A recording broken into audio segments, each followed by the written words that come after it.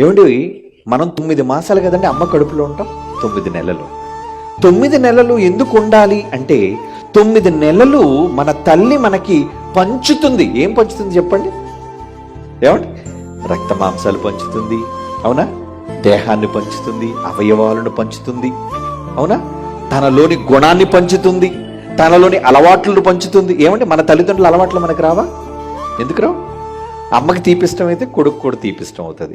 అంటే తల్లిదండ్రుల యొక్క అభిరుచులను పిల్లలుగా మనం పొందుతూ ఉంటాం. ఎందుకు? వారిలో నుంచి వచ్చాం.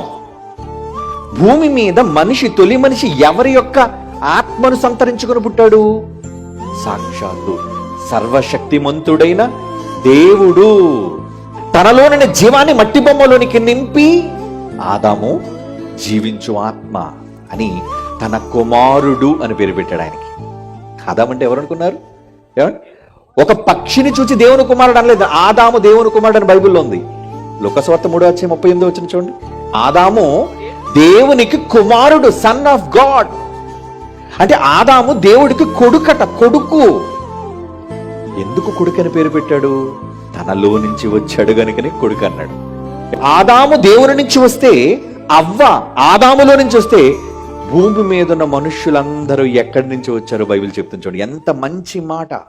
అపోస్తుల కార్యములు 17వ అధ్యాయం 26, 27 వచనాల్లో బైబిల్లో ఎంత స్పష్టమైన మాట. యావత్తు మనుష్యుల కోసం రాయబడిన చూడ, అందరి కోసం. యావత్తు భూమి మీద కాపురముండుటకు ఆయన దేవాది దేవుడు ఊపిరిపోసాడే మొదటి మనిషికి. ఆయన ఒకని నుండి ప్రతి జాతి మనుషులను సృష్టించి, ప్రతి జాతి మొత్తానికి జాతుల ప్రజలందరూ కూడా ఎవరి నుంచి వచ్చారట? వన్ మ్యాన్, ఒక్క మనిషి.